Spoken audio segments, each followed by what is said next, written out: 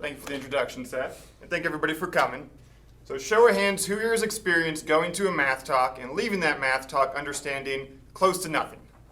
Yeah, each and every one of you, other than Jay, you understand everything every time. So sometimes it's nobody's fault, right? Sometimes maybe you weren't the target audience and it was meant for somebody a little more experienced, and that can be okay, depending on the seminar. But I think sometimes talks can be unmotivated, disorganized, and far too technical for anyone to understand, even if they do have the right background. And if that sounds harsh, it's not exactly breaking news. Maybe mathematicians don't make the best communicators on average. But it should excite you in a certain way, because if there's so many bad math talks out there, the bar for giving a good math talk is pretty low. And I've been thinking about that a lot over the last few months, about what makes a good math talk. And I've been doing my research, I've been reading articles from a lot of great mathematicians, and I try to compile all of that and put what I can into this talk here. And as I'm going, please stop me if you have any questions at all. I would love to make this a collaborative experience. Our main sections are going to be how to tell a story. I just told you a story right there. I got you hooked. I got you captivated. Now, how would you do that if it's about math? That's a little bit harder to do. Second is going to be simplifying definitions. How do you put definitions on the board that maybe aren't so technical and so hard to understand? We're going to talk about theorems and proofs. That's oftentimes the climax of a talk, and how do you make that clear? And then I have a grab bag of tips which maybe don't fit into the rest of the sections, but they're important in their own right. And then finally, we're going to talk about how do you take all these ideas and actually begin to improve. To start, how do you tell a story? And first, I'm going to reenact how most math talks start, including the last one that I gave, so I'm roasting myself here as well. Everyone, thanks for coming. My name is Matthew, and today I'm going to talk to you about intersection theory on the moduli spaces of pseudo-stable curves. And the first definition you need to know is the Chow ring. I've given you no reason to care about the talk. I've given you no introduction. You don't know if we're going to be working on an open problem and new results. There's so many questions that you might have that I haven't answered yet. And so you should start with some sort of story, or at least as early on as you can, to give the audience a reason to care. And there are many ways to do that, but a few of the most common ways I put on here. Probably the classic way to start a research talk is to start by introducing your new result or posing an open problem and dedicating the rest of the talk to working towards that new result. And as an example of this, we're going to look at a talk by Dr. Terence Tao on small and large gaps between the primes. And he doesn't immediately start with the open problem, but I want you to take note of just how quickly he introduces that open problem. Okay, so P1 is 2, P2 is 3, and so forth. Okay, so we can look at prime gaps, which is just the difference between one prime and the next. Okay, given one prime Pn, how long do you have to advance before you see the next prime? Okay, so the first prime gap is 1. After that, they're all even numbers because all primes are odd after 2. So the prime gap starts at 1, and then you have 2, 2, 4, and so forth. And so you have this sequence of even numbers. And you can ask two basic questions about this prime gap. Okay, so one is how small can this prime gap be in terms of n for large n, and how large? Okay, so almost the most basic questions you can ask. Okay, and in both of these questions, we have a conjecture, which looks impossible to solve by our current methods, but we also have progress. And in both cases, actually, we have progress in the last 2 years with this nice symmetry, actually. And ultimately, as it turns out, we actually use the same method to attack both questions, which was not obvious, actually, when we started this. Okay, so he briefly introduced some notation, what is Pn, what is a prime gap, but then 30 seconds in, he poses his problem. How small can these prime gaps be, and how large can they be? And immediately, I want to know the answers to these questions. And they don't have an answer yet, but he goes into the rest of the talk to show the progress they've made, the techniques they've used. He also gives a little bit of a spoiler, which I like, which is that the techniques they've used won't work any longer, and now I'm curious what the techniques are and why they don't keep working. And so this is a great example of starting by posing an open problem. In the government, they call this bottom line up front as like a methodology for the general is gonna only pay attention for the first 10 minutes or whatever to get sort of your message out right away. That's exactly right. Yeah, as soon as you can, get your message out. What are you actually here for? So that's one way to do it. Another way might be to describe a connection between different fields. Andrew does this a lot, where he creates connections between geometry and combinatorics, or Kyle or Maria, they both do this as well. And they're bringing people from both fields into the talk. And maybe they don't have a new result, but they're viewing both of these fields in a new way, and that is an interesting thing to talk about. And for this, we have an example by Renzo. For the first years that haven't met Renzo, he's a professor here. He's on sabbatical right now. And he gave a talk called From Classical to Tropical Normative Geometry. And the connection that he's describing is between this big field, classical normative geometry, and this small field that he works in, tropical normative geometry. Let's see how he does that. And maybe the main goal that I want to convey with this talk is that enumerative geometry, which is this ancient branch of mathematics that answers questions that of the type, how many geometric objects satisfy a bunch of geometric conditions? For example, how many lines in the plane go through 2 points? That's a very basic question in enumerative geometry. Of course, you can imagine that you could cook up more questions that are more complicated about more interesting geometric object, subject to more interesting constraints. And in a sense, a very legitimate questions like why would you care to know the answer? Because who cares that there is 36, 24 lines on a cubic threefold or something like that. And the answer is well, the motivation I would like to give is as a mathematician, a lot of times thinking about how to solve these questions leads you to a lot of interesting mathematics, a lot of interconnection between different fields of mathematics. And I want to illustrate this today using as kind of a common example, Hurwitz's theory. And in particular, I want to illustrate how this new technique or new point of view called tropical geometry kind of allows us to give an interesting perspective on the evolution of this enumerative geometric problem. So without further ado, let me say, what is Terence Tao about? Okay, so I love what he did here. He first introduced classical normative geometry. And so it's this ancient branch of mathematics where there's a lot of work's been done. But he's not talking to geometers. That might not resonate in a generic crowd of mathematicians. So he doesn't stop there. He says, why would you care about this field? Well, it leads to a lot of interesting mathematics, which if you're a pure mathematician, we take that as justification. And then only after establishing this big field, he talks about his small field, tropical geometry, and he's created a connection between these two fields and how tropical geometry is going to help solve these bigger problems in enumerative geometry. Okay. Get back to. So that's another way to do it. A third way is to give a historical overview of the topic. Maybe you don't. This works particularly well for introductory talks. When you're introducing somebody to maybe tropical geometry. Erin did this on one of her talks. Talk a little bit about who got into this field and why they did. And by investigating their motivations, you're passing those motivations onto the audience. And at some point, you can step in and actually do some math while you're going through some of the history.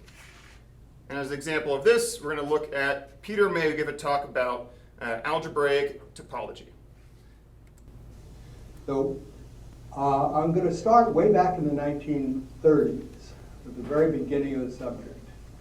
Before that, people never used groups. They used numbers, called the Betti numbers, so that they look at the dimension of a rational vector space and compute it from topological data, and that would be called the Betti number for a mathematician named Betti. It was Emmy Noether who first gave the idea that everything should be done in terms of groups, not just numbers. And the story is that that happened at a dinner at Brouwer's house in 1925, and was not really written down, just people caught on to it very quickly and started using groups from then on. So you're going to see, not in my talk, but later talks, chain complexes with cycles, modulo, boundaries. That language only developed in the mid-1920s, late 1920s. Okay. So he gave a historical overview of one of the big transformations from using numbers in topology to using groups. And you could use this in a talk by immediately showing the differences between using these two techniques. And that's one way to introduce a talk. And I also want to point out he's not exactly like charismatic, and that's okay. Remember, the bar for math talks is really low. We will overlook things like not being energetic or maybe not making good eye contact or having good speaking skills. You just need to be able to tell a good story. I think he does a good job here. And he goes on for like another 5 minutes giving history. Maybe I would like to see some of these things on the board instead of just talking there. But depending on the talk, I think that's a technique that could work if you don't have another method. But whatever you do, the story doesn't stop right at the beginning. You keep returning to that story throughout the talk. Because once you get into these definitions, your audience is using so much brain power to focus on those definitions that they can forget about the story. And so as often as you can, try to remind the audience of why you're doing this and what you're working towards. And I think both the first two examples I gave do a really good job of that if you want to watch those on your own time. One other thing that can help with a story is to give an outline. So at the beginning of the talk, I gave an outline right here, and this can help frame your story and give you some sort of structure to work with. And this can work even if you're given a board talk, but you don't have to do an outline, but it gives the audience a little bit of a heads up on where you're going and what you're going to be working on. Any questions about storytelling? Okay. I'll give you a few ideas that maybe you can try in your next talk. Next I want to talk about is simplified definitions. Because what you don't want to do is take a definition right out of the textbook and put it directly on the board. And I think I know why people do that, because I've done that before. And I did that when I wasn't very confident in what I was talking about. And I was worried that if I tried to interpret the definition, I'd misinterpret it. But I knew if I just took the definition out of the textbook and put it on the board, then it couldn't possibly be wrong, and so nobody could call me out for it. The issue is that your audience will not be able to absorb that definition if you don't clean it up a little bit. And even better than a formal definition would be if you could give some sort of informal description that the audience can work with if you don't need that level of formality. Also, remove unnecessary words, and by that I mean you don't need to have good grammar. The words coming out of your mouth should be grammatically correct, but the words on the board don't need to be grammatically correct. You don't need complete sentences. If you can take out a word and have it still make sense, you should take out that word. Like this next sentence, for example, focus only on elements needed for talk. If I was writing this, I'd probably put the word the before elements and the before talk. But if I take the word the out, it still makes sense on what I'm trying to say, and it declutters the board and makes it a little bit easier to digest. And by focusing only on the elements needed for the talk, I mean, if there's a part of your definition, like maybe some conditions or something else that you're not actually going to use in your talk, you can leave those out, and you don't need them if they're not going to show up in your talk. So here's a definition out of a textbook or online text about something called the Chow ring. The Chow ring of a non-singular quasi-projective algebraic variety is the ring of rational equivalence classes of algebraic cycles on that variety. Multiplication in this ring is defined in terms of intersections of cycles. Even if you know anything about the Chow ring, that is a huge block of text and very hard to digest. When you have a block of text like that, it's really hard to know what your eyes should be focusing on. And also, if you're given a board talk, that would take you like 2 minutes to write out, and we're all just sitting there watching you write out that long definition on the board. But also words like non-singular and quasi-projective. You either have to define those, even if you do, those words might not even appear in the rest of the talk, so take them out. And if somebody asks you, what conditions do you need on your variety, then you can tell them, but you don't need to write them on the board in your definition.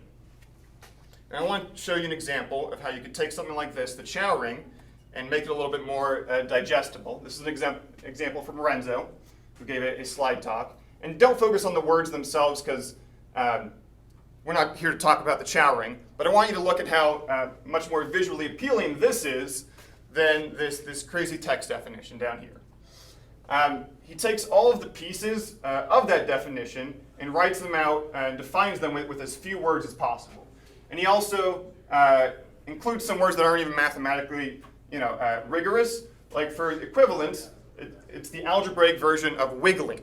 And that's much easier of a concept to convey than trying to talk about rational equivalence.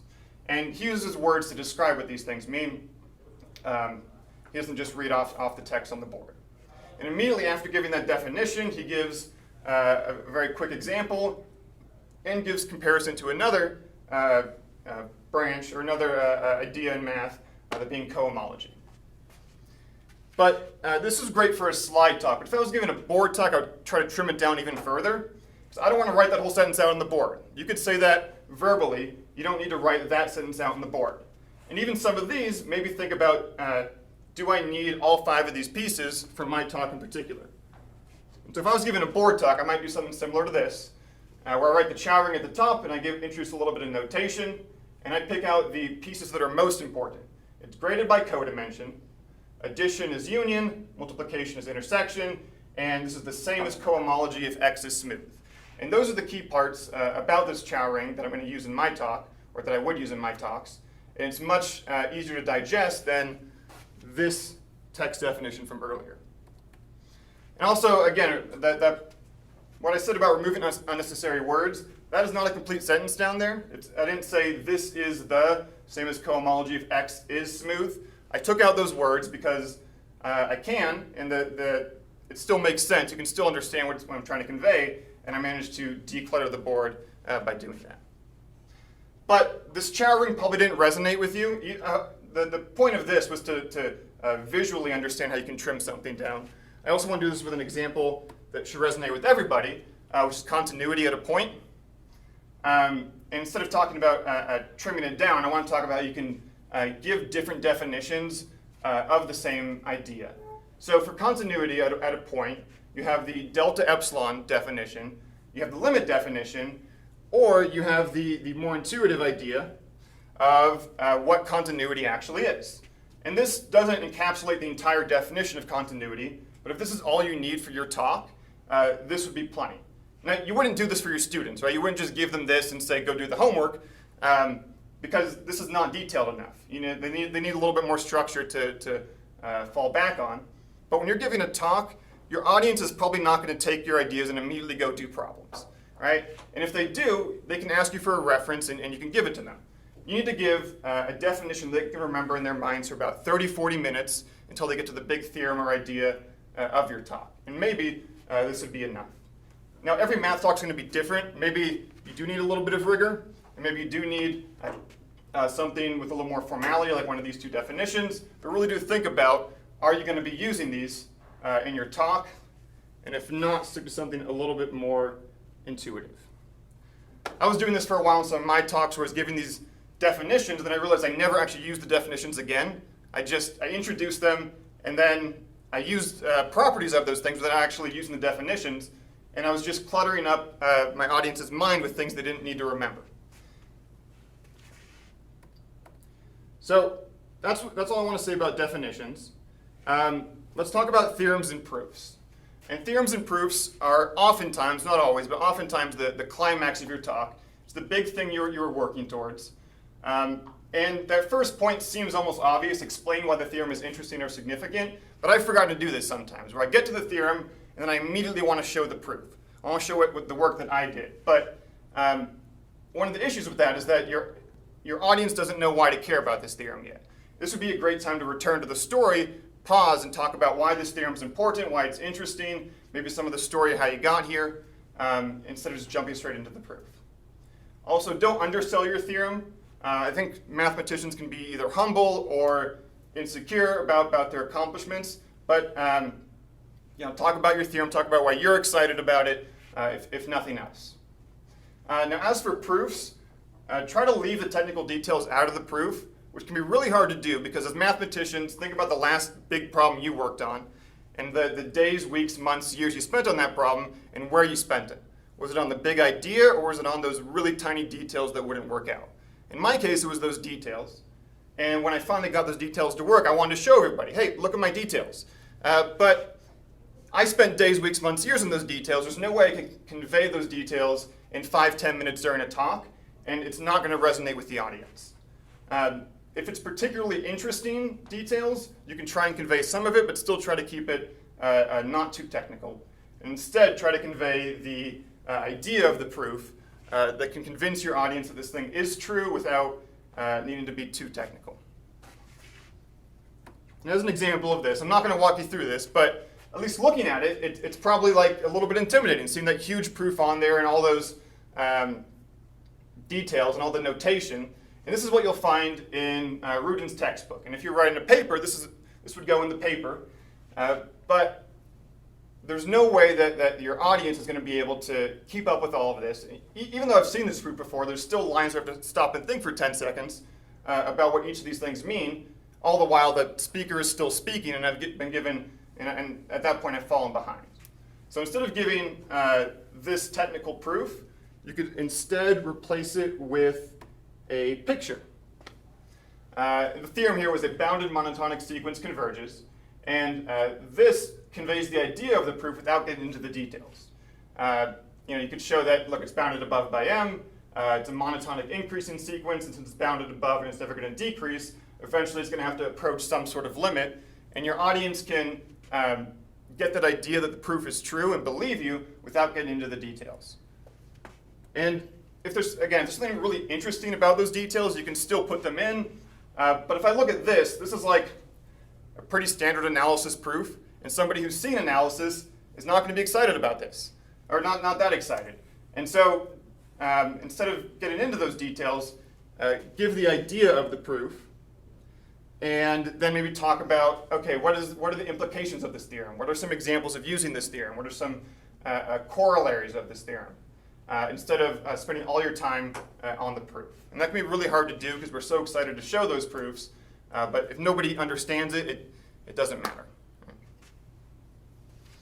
Any questions about theorems and proofs or definitions in general? Okay. One of the big takeaways I hope you get is reduce some of those technical details as many places as you can. Too hard to understand. So next I have a grab bag of tips that maybe don't fit into the other big sections, but I think are all equally important. The first one is probably the most important, is to end talks on time. And that means if you have an hour, that doesn't mean take the entire hour, that means 50 minutes. We're academics, we got places to go and things to do, and spending an extra 5 minutes on your talk can annoy people in the audience and soil what was a good talk by going over time. And a good way to do this is have some part of your talk towards the end that you can take out if you need to. For example, I'm making great time, but if I didn't have time, I would take this slide out, and I'd take this slide out, and I'd email these to you afterwards. And that's something you can do. You can skip something towards the end. And if you only have time to talk about why something is interesting or why something is true, talk about the interesting part. Because you're not going to get the proof in, and it's not going to resonate, or they're not going to understand it, but they will be able to at least understand why it's interesting. This next one is a pet peeve of mine, is pronouncing names correctly. And I want you to respond to how you feel if I were to talk about the great mathematician Euler. Now, Euler was a 1700s mathematician, and Euler has his name attached to so many theorems. And there's Euler's formula leads to the most beautiful equations in math. Stop. Euler's, it's terrible. It's offensive to your ears. And most names that show up, your audience, there's a good chance they won't notice, but the ones that do will notice, and it'll stand out to them. It's also respectful to the person to say their name correctly. And a good way to do this is talk to your advisor, see if they know how the name is pronounced. Go to YouTube, see if there's people there that know how to pronounce it. Go to Google, talk to people. Now, there might be a language barrier, that can happen, and you don't need to be perfect, but at least putting in a good effort is a good, respectful thing to do. These next two kind of go hand in hand, which is reducing the number of slides and words per slide and not trying to cover too much. When I see a Beamer talk, the very first thing I look at is that number right down there. And if that's above 30, I know I will get nothing out of that talk. It's going to be too fast. I'm not going to be able to absorb what's being said, and your audience won't be able to understand it. And there's not a hard and fast rule about 30, but I looked through some good talks and I saw a lot in the 18 to 25 range, number of slides. And the actual rule, though, is no matter how many slides you always have too many slides. You can always find a way to cut out some of that, and so you're not having to rush through things. Same thing with words per slide. I talked about that earlier. Not all words need to be there. You don't need to write complete sentences. Take out words that you don't need. And this applies even if you're giving a board talk. same sort of idea. Think about what you write on the board as slides, and try to condense how many slides you have and how many words you put on the board. This next one's in the same ballpark. We're not trying to cover too much.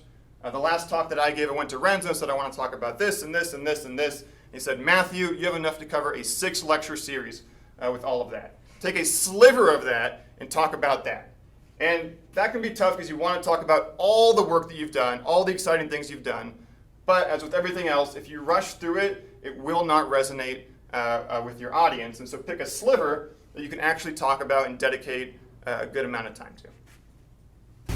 So when I'm practicing, I will time myself and get a rough average of how long I spend talking about each slide, and over time that just has given me a easy target, for when I'm starting to write a talk to know kind of how many slides I might want. Yeah, I think that's a great idea, to practice it and time chunks of it and not just the whole thing. I've learned that when I time my talks, I talk way faster in the actual talk. And so I might plan an hour talk, knowing that I'm going to talk through it in 50 minutes. I shouldn't do that. I should just talk at normal pace. But I've learned that I talk a little bit fast at times. Hopefully it's not too fast that you can't understand me. But I've learned that I talk a little fast. Give credit to other mathematicians' work. That's a given. If you have a theorem or a lemma or whatever it is, put the last name of the person and the year. If there's 5 of them on the same paper, you don't need to write out all the names. Write out the first initial of all their last names and say the names verbally, but give credit where credit is due. You saw me do that several times in this talk where on the board I gave the last name and the year. And the year just kind of gives context to the work, and so you see what's recent, what's old, and where your work fits in. We were just talking about practicing your talk, but also if you can, practice with an audience. Even just one person, somebody else other than you will notice things that you missed. I practiced this talk with Seth earlier this week, and he gave me some good advice about things that I should highlight or things that maybe I should leave out that I didn't think of. It gives you another perspective and another person to run your ideas by. Next would be see the room in advance and test the technology. And you've all heard that before, but actually do test the technology. Think about Greenslope's last term and the board that we had, where you had to write on there, and it was hard to work with. But the remedy there is get in there earlier that week and play around with the board. Somebody's got the password to get in there. You can find it and get in that room. I think we're all empathetic when technology doesn't work, but I'm a little bit less empathetic when you don't do anything to prepare for that. Put in a little bit of time. I got here earlier today and I tested all the videos. I tested the laptop. I played around with all the different TVs to make sure that my technology would work. Even if you're not using a board talk, or even if you're not using a PowerPoint doing a board talk, still see the room so you can visualize where people are going to be. And I think it's good for calming some of those nerves is knowing where you're going to be at. Last one here, bring fresh markers, chalk, and erasers. This is an easy one to do, but it's one of those things it's maybe not your fault if all the markers are bad, but it does take away from the talk a little bit if your audience has to strain their eyes to see what's on the board. And the remedy for this is we have a supply closet. Go there before your talk, grab a bunch of markers, grab an eraser if you think you need one, and bring those with you to the talk. And it does make your talk a lot more easier to read. I guess those are the end of my tips. I want to open it up to the audience for a moment. Does anybody else have any tips that come to mind when they're preparing for talks or giving talks in general? More images than words. In this case, it doesn't really matter. Yeah, you kind of need them, but yeah. in general. I think that's good. Depends on the field. Geometers are going to have an easier time doing that than maybe number theorists. Yeah. But yeah, images are great. Anything else? Also pay a lot of attention to how your image looks like, right? It's really easy to make a crappy looking image. Yeah. You can hand draw your images, but I think it's better if you can find a way to actually make them in LaTeX or whatever it is that you do. And if you're especially if you're giving a slide talk, put your slide up on the board and stand in the back of the room and see if everybody can read what's on the board. I went to a talk last term where they didn't use a beamer. They hand wrote their notes, which can be okay, and put it on the board, but it was so small that nobody could see what was on the projector. And when they're writing it, they can see it because it's right there in front of them, but they couldn't see it when they actually were in the room. Any other tips that you guys have? I'll go Brian, and then I'll go this way. I was just about the image thing. 3D Mcgraw-Hill. This software is free available. It makes really good images that you can move. So it's actually a really easy way to make nice images. That's good to know. I didn't know that was out there. Question or comment? Christina. My name is Christina. And I heard some advice to not have the number of slides on your slide, so that you can. So if there's slides that you really don't want to cut, you really want to have, you can have those at the end, and then hopefully someone will ask a question, or you can ask someone in the audience maybe ask that question. Yeah. Plant a question in the audience. That's a great tip. But yeah, I do like the leaving numbers off. I think also I found myself like looking at the numbers during the talk. I'm like, how much more do I got? Okay, only 4 more slides. All right, finally, towards the end. I included them because I wanted to think about it, but also I wanted to point out when I talk about the number of slides there. You can also sorry, I didn't raise my hand. No, you're good. Go ahead. So you can also there's a way to do backup slides that aren't counted in like this. It's some tech trick. Emily King knows how to do it. She sent me something so I can distribute that. This is my first Beamer in about 4 years, and so Nice. I'm not a Beamer professional. Yeah. So you can hide the end slides. So you can be like, actually, I have 60 slides, but I'm just going to pretend like I have 20. That's a good idea for when somebody asks a question. You want to be prepared for it to show it. Tatum, I know you had a comment earlier, and I skipped you. Yeah, this was just a plug for Green Slopes. This is a great spot to practice talks, and it's a little less high pressure, and you can get advice from friends. Yeah.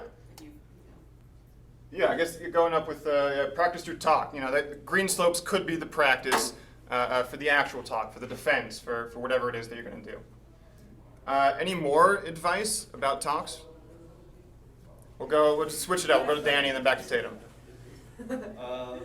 Yeah, going back to looking at the back of the room and seeing a figure, be really careful with the colors, right? It can be easy to be like, oh, MATLAB defaults to fluorescent green for this color, but then nobody can see it. Yeah, pick colors that, especially the people who are colorblind, going to have an issue with. Tatum. Mine's on that vein too. Use PDFs for images, any vectorized image, so that you don't have scaling issues. You might look fine on your computer, but it might look awful on the big screen. Yeah, all good advice. Any others? Okay. So you've gotten a lot of ideas and advice during this talk. How do you take all of this and actually begin to improve? Because I certainly don't do all of the things that I told you that you should be doing. And how am I going to, for my next talk, I want to start doing some of those things, and how do you do that? First is start small and start simple. Pick one part of your presentations that you know you can work on. Maybe it's storytelling, maybe it's simplifying definitions, and focus on that for your next talk, and eventually it'll become natural for you. You won't need to think about it anymore. And then for the next talk after that, pick another small thing and work from there. You don't need to do all of these things every talk. I know I certainly don't. Ask someone to give you honest feedback. That's the most important word there, honest. Because when you go to your friends' talks, and if it's not good, do you tell them that always? Depending on your relationship, maybe you don't. I know I don't always do that. What do people say? Oh, great talk. And it's hard to find honest feedback. And tell somebody before the talk, hey, I want honest feedback. I want you to take notes about things that I can improve in this. I went to a conference this last fall, and a lot of the talks were not very good. And I was trying to understand some of them with some of the other grad students afterwards, and a professor overheard us talking, kind of looked around just to make sure nobody else was listening, leaned in and said, if you're having a hard time understanding those talks, and you're wondering if it was you or them, it was them. I mean the professors, or the people giving the talks. Now, do you think he said that to their face? Do you think he said, they didn't give good talks? Probably said, oh, great talk. So people, will think things. We shouldn't, talk trash about other people's talks, but you're going to think it if a talk isn't great. And And so if you're on the other side, and knowing that you're not going to get honest feedback all the time, tell somebody, I want honest feedback. Tell me if this talk wasn't good. I want to hear it from you guys afterwards. Last year is give a talk every term. This was a goal I set for myself as a first year, didn't stick to it throughout COVID, and now I got back to it. And to get better at this stuff, you just need to practice it. It's what you tell your students.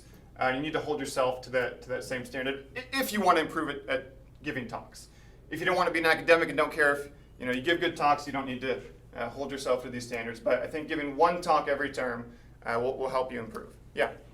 Whenever you give a talk, it's reasonably likely that you're going to give that talk again at some point. And when you give the talk, right afterwards, you almost always are like, oh, I could have done that better. So it's helpful to just actually fix that right away while it's on your mind, so that the next time you give that talk, it's better. Definitely, yeah. Also, keep the notes, that you used for your talk. Early on, I was so happy to be done, I would just throw them away. And then 3 years later, I'm like, I want to talk about this again, and I had to make it from scratch. Even if you want to improve from one to the next, it's still nice to have a base of notes to build off of. Beamers, it's nice because I don't have to write this again every time. If I give this at some point in the future, I have the beamer here. But I want to end with reminding you what I said at the beginning of the talk, which is that most bad math talks are pretty common, and what that means is that each and every one of you can learn to give an excellent math talk. All it takes is knowledge and practice. You don't need to be talented to give a good math talk. That's not the standard that we have in math. You have a lot of knowledge here, now it's up to you to go and practice it if you want to give good math talks. Anyway, thank you for your time.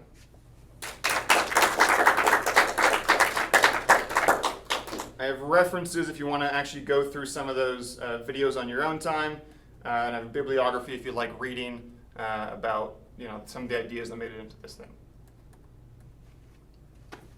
Awesome. Any further questions for Matt? So I guess I can see the takeaway, how to drop down from complicated things to simple things. But how to pick the level of the audience for it? Specifically, audience level, range of the audience level is like that. Which level is good to focus on? It's a very difficult question to balance. I would probably focus a little bit below the median. If I took my entire audience and thought about how much they know, I would aim towards the people that know the least. Maybe not, depending on the range there. I wouldn't go right to the least. Maybe you need a little bit of rigor there. But think about the people in your audience. When I give talks at Margs, I don't think about the professors. I think about the grad students. Because the professors, they know this stuff, and maybe this talk isn't for them. I want to carry as much people along as I can. So I think about the grad students in the audience and what they might know or might not know. Does that answer your question? Yeah. In the ballpark, okay. Yeah, that's what Wolfgang always says. He says to write a paper or give a talk so that a first or second year graduate student would understand it.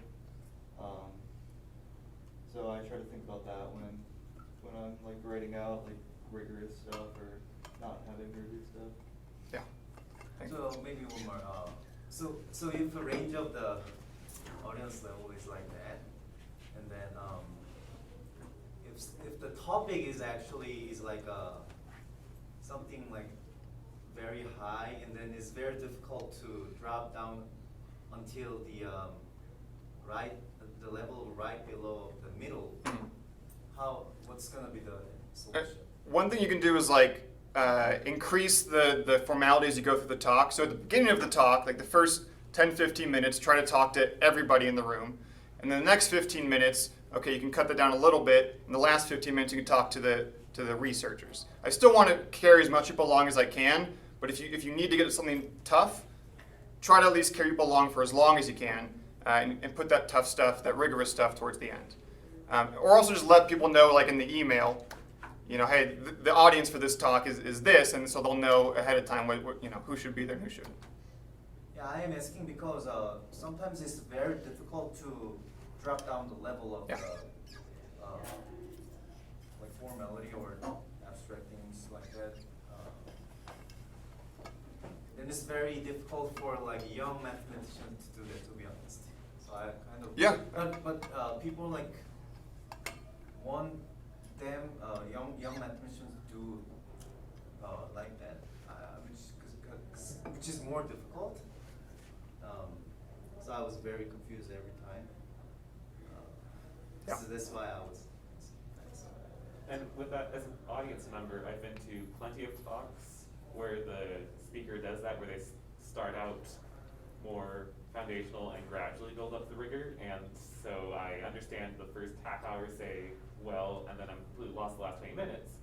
But if I feel like I got useful things out of that first half of the talk, I still consider it a good talk, even if they lost me halfway through for the more complicated stuff. Yeah, you need your audience to get something out of it. We just don't want those talks where like the first slide, you've lost half the audience. And I've been on those where just like, oh, I have no idea what this is. I have no idea the words coming out of his mouth. You know, we don't want to lose people too early on. Any other, Tatum? I'll just say, I think this is just a fun story, but I was talking to someone with like the AMS who has since like retired from mathematics, but was telling me a story from back in the day when he was like applying for a job, and you know he had to give a like research talk to the faculty at the school, and then also get into like graduate students, and he like totally switched up the days, so I had a more like intro talk prepared for the grad students, but accidentally gave it to the faculty. But he said that like everyone gave him very positive feedback. They were like, that was the best job talk we've ever seen. Like that was phenomenal. We loved it. All the faculty, I guess, were saying that. So it seemed like, you know, I think his intuition was like, I'm going to really get into the details to impress these people. But I think everyone really enjoyed more the talk they could enjoy and like get something out of. Yeah, I know like when I was a first year, I was like, I was worried that everybody around me knew more than me. But now that I'm on the other side, I'm like, no, give me some of that review. I'm okay, you know, with the level being lower. You know, that's great. I think I gave a talk on schemes my first year where everybody in the room knew more about schemes than I did, but now I would love a review on schemes now that I'm, you know, a fourth year. Any other questions or comments? One thing that I like that you do a lot is if your title has a lot of complicated words in it, you like take the time at the beginning to, well, not this one, to explain what each word in the title means as you're introducing the talk, which makes it seem less scary because when you first put the title up, sometimes it's like, I'm not going to understand anything. Yeah. But when you break it down, it helps a lot. Yeah, and you can put that in as a part of your story towards the beginning. You know, it helps. You can do that when you have your outline on the board. Talk a little bit about what these words mean before you like rigorously define them. You know, yeah, because especially in pure math, well, all branches of math, there's just a lot of big words that look intimidating. Any other questions or comments? Thank you for your time. I think that was a lot of fun. I'm glad that you guys, you know, gave me your commentary, and you know, I learned a lot as well just going through this process. And I hope for your next talk you have things, actionable items that you can put in to make your next talk noticeably better.